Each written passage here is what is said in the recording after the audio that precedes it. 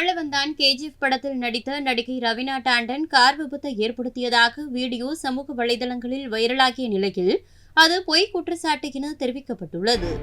மும்பை கக்ர் பகுதியில் நடிகை ரவீனா டாண்டன் காரை அதன் ஓட்டுநர் நிறுத்த முயன்றபோது எதிர்பாராத விதமாக பெண் ஒருவர் மீது மோதி அவர் காயமடைந்ததாக குற்றம் சாட்டப்பட்டிருந்தது.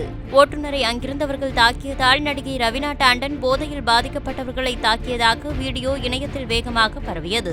ஆனால் ரவீனாவிற்கு எதிராக தவறாக புகார் அளிக்கப்பட்டுள்ளதாக மும்பை போலீசார் விளக்கம் அளித்துள்ளனர். சிசிடிவி காட்சிகளை கொண்டு ஆராய்ந்ததில் அவரது கார் யார் மீதும் மோதவில்லை என தெரியவந்தது.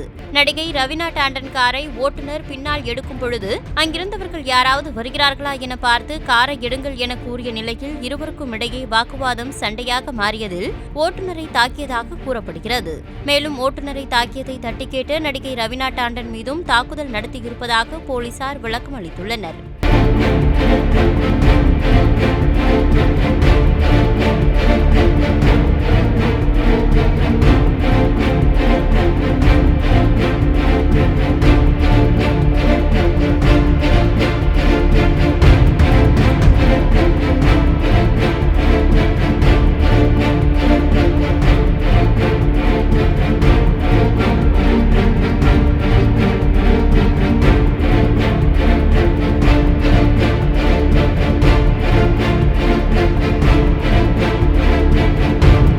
செய்திகளை உள்ளது உள்ளபடி தெரிந்து கொள்ள ரெஃப்ளெக்ட் நியூஸை சப்ஸ்கிரைப் பண்ணுங்க.